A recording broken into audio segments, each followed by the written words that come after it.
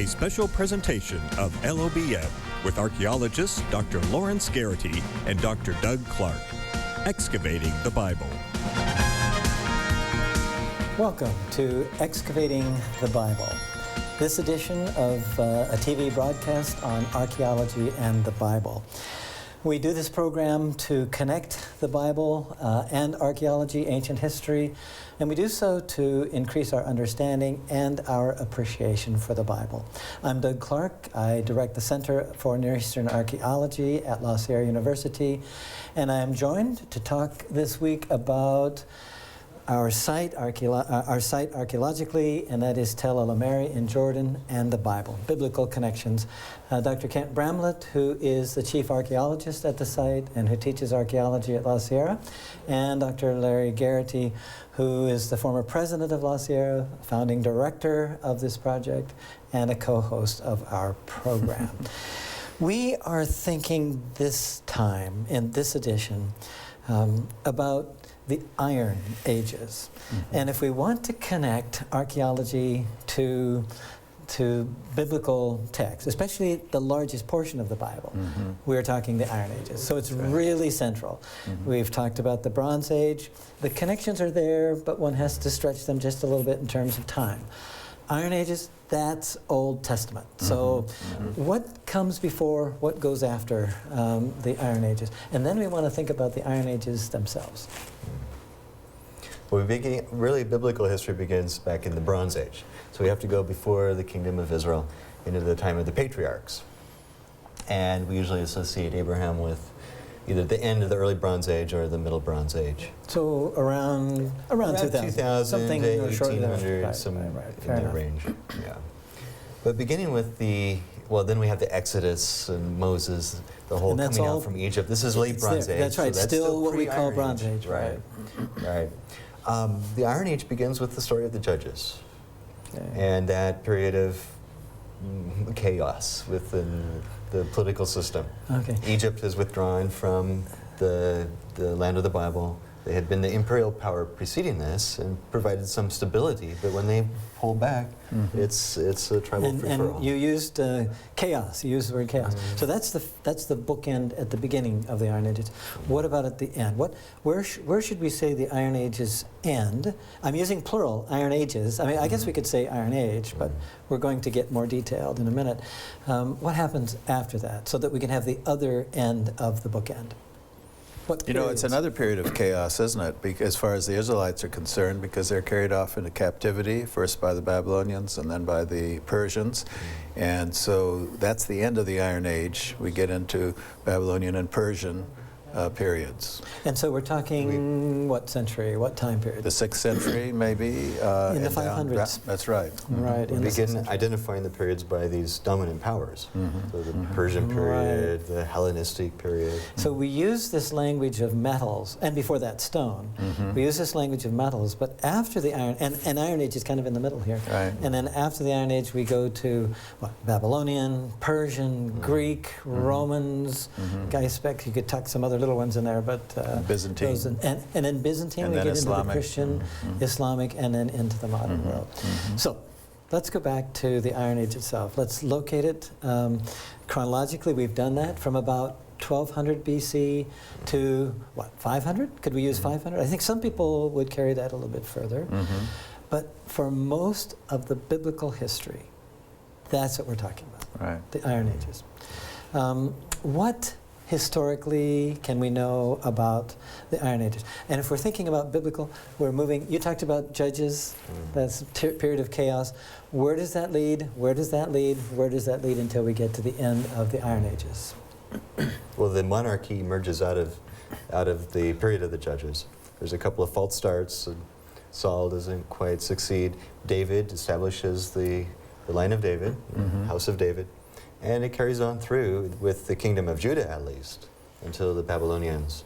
The northern tribe or kingdom of Israel gets aborted a bit earlier by the activity of the Assyrians. By the Assyrians, maybe even somebody represented behind you. Are we? Is this an Assyrian figure behind? It's a little bit earlier. It's earlier than that. So Mesopotamia. Right. Okay. And so we have these two tracks. You talked about these two kingdoms because this is the biblical record, and archaeology we hope will illuminate that. Will give us something else to think about, to flesh out the period, to give us an idea of how people lived, to give us an idea about the major events. We're not attempting to prove anything in the Bible or out, but to illustrate and to illuminate this. So you talked about the judges. That moves to these early kings over the united, we call it the United Kingdom of, I guess Israel was the name of it. And then the division after Solomon, so you've got the northern kingdom and the southern kingdom. The northern kingdom stops end of the 8th century, That's right. 722. And then the southern kingdom goes until 586, 587. 587. There's debate about which year that is. And that's the Babylonians. But we still have activity going on because we've got people in Babylon, and we may have some Babylonian reliefs demonstrated in our surroundings here, in our museum, the set here. And so we're talking about that time period. Let's take a look at, well, first of all, another question. Iron Ages, I've used the plural, and why have I done that? How do we divide up the Iron Age into different parts? You know, it used to be Iron 1, Iron 2, and Iron 3. Now usually the Persian period is the same as Iron 3. And it's become more popular to talk about centuries rather than Iron 1 and 2. So you have the 10th, the 9th, the 8th, 7th, 6th centuries. We know so much about what's going on. We know century by century how to tell them apart. And do we know more from the earlier periods of the Iron Age or the later periods? I would say more in the later. And this matters for the biblical text and the biblical events. Right. The connections become much more frequent with, as the literary cultures like Assyria have more interaction with this region. And we have more literary remains from Israel, Jordan, or Israel, Ammon, and Moab, and Edom. And the prophets fit that's nicely right. And so, that okay, let's put the biblical characters in here too. So if we're talking Moses in the time just before the Iron Age, Judges, Samson, Deborah, Gideon, we're talking about the judge. Jephthah, certainly connected with Jordan. His whole, I was going to say, career is a good word. I don't know. It has some very sad parts to that career. But his whole life is spent, at least judging, on the Jordan side. And then we have the kings and so on. And then prophets. So prophets like Isaiah, Jeremiah, and we have them identified by centuries. 8th century prophets, 7th century prophets. Maybe we ought to link this more with the archaeological material if you go with centuries rather than the former time periods where we divided up. And then the Psalms come from this time period. I mean, the Bible comes from this time period. So lots of activity connected with the Bible and archaeologically this time. So let's go to our site, Tall al Umayri, and see how see what kinds of connections we can find. And we want to locate this site. I'm going to go back to, I think this is going a different, oh, I know. Give me just a second and we'll get to it. The site is located in central eastern the central eastern part of what we call the Levant, being this whole area here in Syria. And so in central Jordan, the territory of the Ammonites is where our site is. Gileadites would be here. Who would be down to the south of us? Moabites. Moabites and the Ammonites. And our site, Tall al Umayri, is the one indicated on the slide. An aerial view of the site. Excavations done in several areas. The larger area around the whole tell was early Bronze Age, and then it tended to get smaller with time. When we get to the Iron Ages, you are the chief archaeologist here. Where are we? I'll point it out. Where are we archaeologically with the Iron Ages? What can we think we can know? Up on the top. So we're talking about the top of the tell goes around here. The debris layers have built up, and actually the area of occupation has decreased. It has become smaller in time.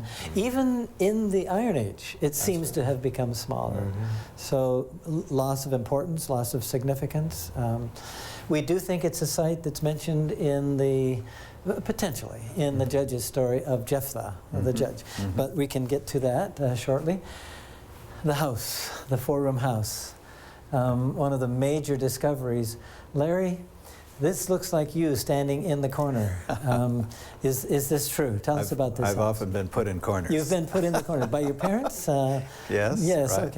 okay. This is your specialty, Doug, so I think you should talk about this. You excavated this house. Well, with a lot of help, including with Kent's help too.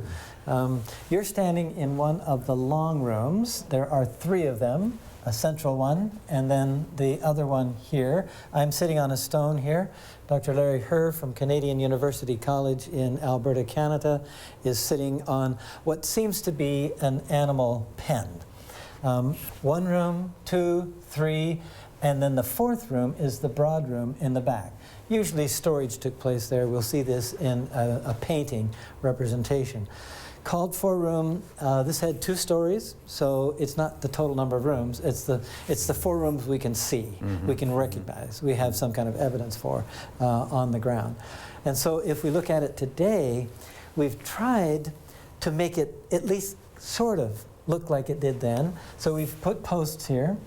We have cheated a little bit. These are spent utility poles, imported from Denmark actually, but at least it gives an idea of the wooden posts and the cross beams and so on. And then we've put a kind of a ceiling here, and then the floor of the 2nd story, and then the roof would be up further. We just leave this here for people to imagine better what the house was like. And then this painting, which is published very widely, painted by Rhonda Root at Andrews University, a cutaway of this house with the remains that we found. Now, we didn't find fabric. Wood rots away unless it's burned. We have, what, how much wood do we have from? We have quite a lot of charred beams. And these are the beams that, and the posts and so on. And when they're turned into charcoal, they stay, they last. Otherwise, they would be, they would rot away. But most of these artifacts, including a large grinding stone here, that's from the house. These large jars, probably between 70 and 75 of them. A roof roller on the top? And a roof roller on the top. And why would we need a roof roller on the top? When it rains, it opens up cracks in the mud roof, and so they'd want to roll that to make sure that the cracks are all covered up and dry and ready for the next season. And that means maintenance. Right. These houses took a lot of energy to build, a lot of weight in these materials. That was one of the things that I've been really interested in, taking the stones and doing the specific gravity measurements, taking the mud bricks. We found mud bricks. The 2nd story is mud bricks. Taking the kind of wood and determining all of this so that we get the weight of it. And the weight of this building, with the stones and the floor, with the walls, with the wood, with the materials for the floor, the roof, and so on, over 400 tons, very heavy. So we can think about the work, and then ongoing maintenance. And these people were not able to seal their houses against bugs or mildew, or other sorts of problems, animals, rodents. We have lots of evidence.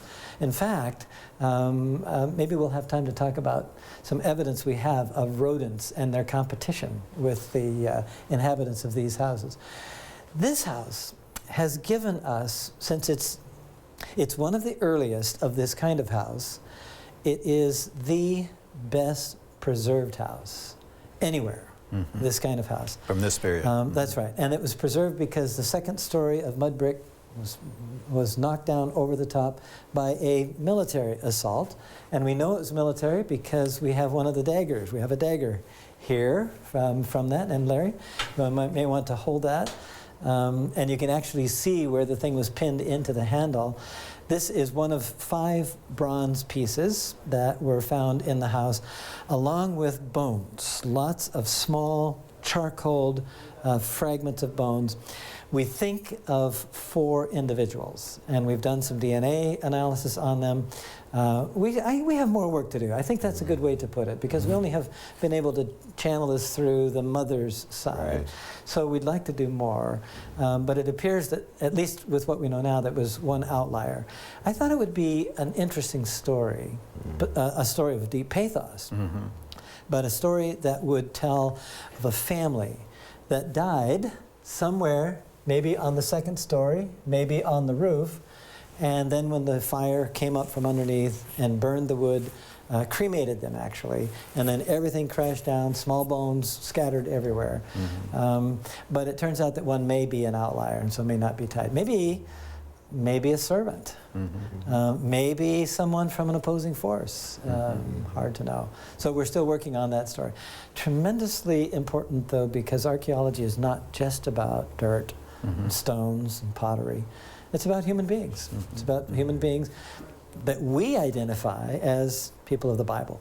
Those connections are important. Why would they need so many storage jars, Doug? That's a really good question. This house is the first now of 5 in a neighborhood. We've excavated them all to the south. This one by far has more than any of the rest. The rest have what, a dozen? Some of them have a dozen or so. But this one has 75. A number of theories have been presented. I think the one I'm most persuaded by is that this may have been a kind of like the sheikh, the leader of this clan. And these were always family. These were families that connected to each other in different sorts of ways.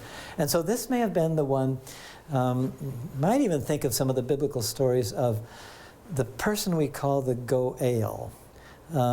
We translate it often as the Redeemer. Actually, it is the person responsible for the well-being of the clan. And so if somebody runs out of food in the 3rd house down, well, we've got some extra here. And in times of drought, that's very important. So in a sense, this could be that central chief, father's house, sheikh's house, the one responsible for the well-being of the community. And connecting it to the Bible, we would say Boaz was that kind of a person in saving Ruth and her family. In the story of Ruth, Boaz called the Goel.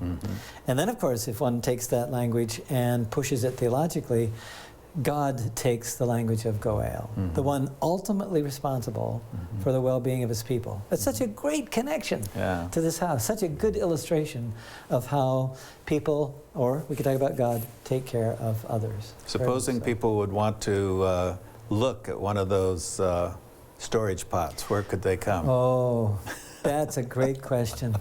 We have them all at La Sierra, at our Center for Near Eastern Archaeology, and we are putting them together.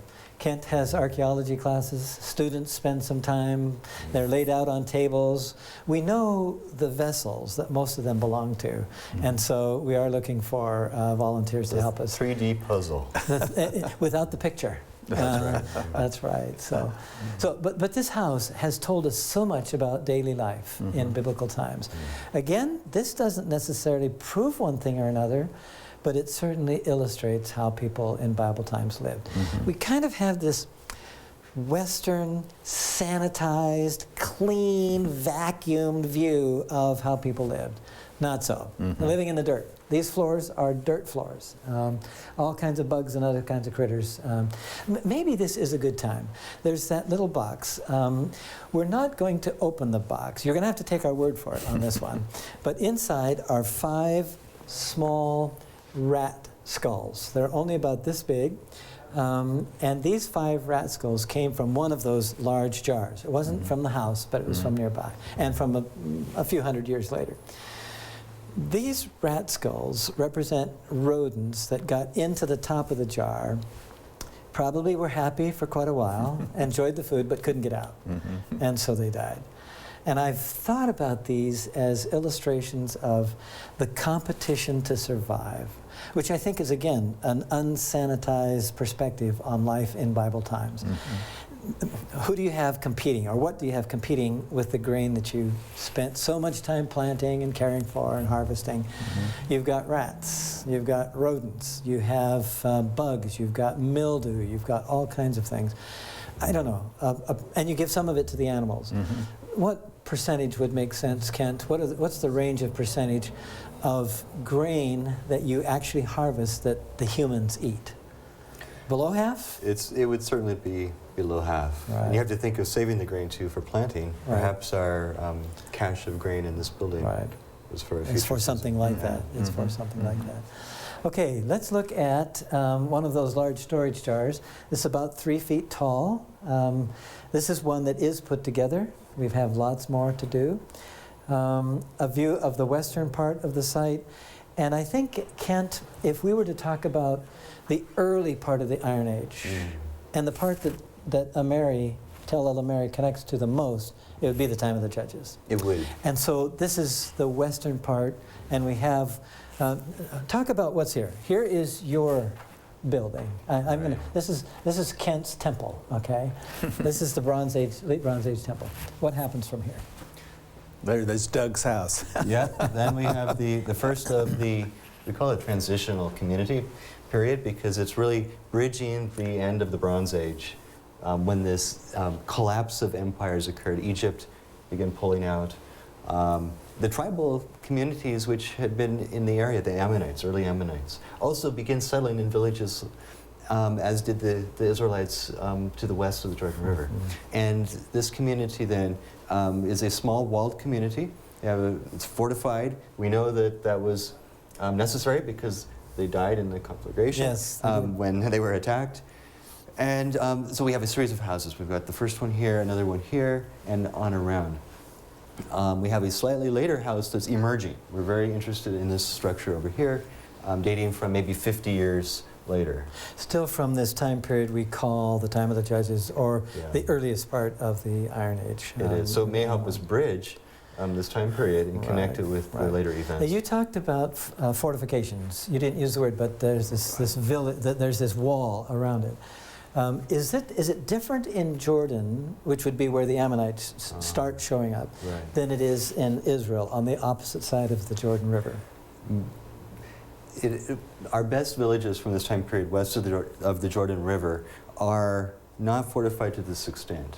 Their houses are constructed in a circle, sort of like circling the wagons. Yes. And the backs of the houses tend to face out. But here we have a consistent wall. And the ramparts, which were first built, the sloped fortifications from the Middle Bronze Age, so hundreds of years earlier, are resurfaced and refortified, running up to the wall. So it's a considerable effort that went into safety of this village. There's something to protect when a community invests this kind of energy and time and resources. So, good. Oh, and one more picture here, Kent. You need to tell us about this. Now, this is an archaeological picture. This is not what people lived in. This is our picture of what we found. Right. Mud bricks in this part of the world were not fired. They were sun-dried. These bricks, and you can see the mortar lines between these mud bricks were fired, but when the building burned down, the heat of the fire of destruction actually fired the clay, and you can see the colors. There's the bright oranges. There's also lighter yellows fading off into the high carbon content areas that look black. You can see how stacks of mud brick from the upper walls tipped sideways, and they are still aligned, but they're just horizontal instead of vertical. It seems to me, you've talked about this destruction and so on. It seems to me that the archaeology of the time of the Judges is really quite well matched with the book of Judges, right? I mean, there's a sense of chaos, a sense of power, minor powers. We don't have these big empires. But I think we can make a fairly strong biblical connection, many biblical connections, between the text that we call the sacred text, our Bible, and the archaeology of the time period. It's very illustrative. You have the scale stick there, which we've talked about before, that gives people an idea about size. But what about that arrow? We haven't said anything about that. What's the that arrow. doing? This shows up in our archaeological pictures. Pointing north. By convention, we always point the arrow north, and that just allows us to orient the picture to the excavation plans. And I also might point out the black lines here. This is not charcoal. This is charred barley or charred grain. From one of those storage jars that was in this building. And we can date that really quite tightly. We have samples now at Oxford from this very with, carbon layer. 14 Carbon 14. dating, absolutely. A lamp also found in one of the neighborhood houses. So, and then a couple things about this handle and the seal, and then we may have a couple minutes for Iron 2. Iron 2 is such a long period, we'll be devoting some more time to it. So tell us about this, Ken. This is a stamped impression that was created when the clay was still soft, so it's pre-firing. And it's actually the cartouche, it contains the cartouche, the name of one of the pharaohs of Egypt, a very important pharaoh. It's Thutmose III. And he was well known throughout this region because he's the one who in 1457 at the Battle of Megiddo established Egyptian empire, boots on the ground we would say, complete Egyptian control of the Canaanite cities. This handle, we know from the pottery type, was made 250 years later. They are still utilizing his name on these impressions for reasons which we don't fully understand, but having to do with his memory, with a sense of power associated with the Egyptians. So it may not have to do with how we see George Washington or Abraham Lincoln on bills. Would there be any kind of parallel? Would you see anything like that? Well, you know, Egypt is still the sort of the high civilization, which was imitated and trade with Egypt. We actually have fish bones coming from Nile perch that show up from this time period. Trade with Egypt is still a status symbol. So there may have been an element of status associated with this. Okay, terrific. Larry is a specialist in ancient writing, a paleographer, we could say epigrapher. You know, the reason this is important is because it's really just as big as the end of your thumb. So it's just a small little seal impression. And you have 3 sections to it. This has writing here, and it has writing here. And in the middle is a winged scarab with standards here that are like torches and crescent moons. Do we have a drawing of it? We do. Get a little bit closer view. Then maybe that would be a little easier. This looks like an L, doesn't it? And it is in Hebrew and the Semitic languages. And this looks like an M, which it is, and another. So this is called Le Milcom, which would be belonging to a person named Milcom Or. And then there are 3 letters that mean the servant of, and then Baalyasha, which is named the person in the Bible, connected with the book of Jeremiah. So Jeremiah we have 40. some important ones. Right, and so right. I think we've run out of time Larry, today, thank you so haven't we? much, and Kent, for helping us think about these important connections between Bible and archaeology. And I want to thank all of you for joining us as well for this edition of Excavating the Bible. We hope the program has provided some enlightenment for the mind and some food for the soul. Until next time, keep believing and keep exploring.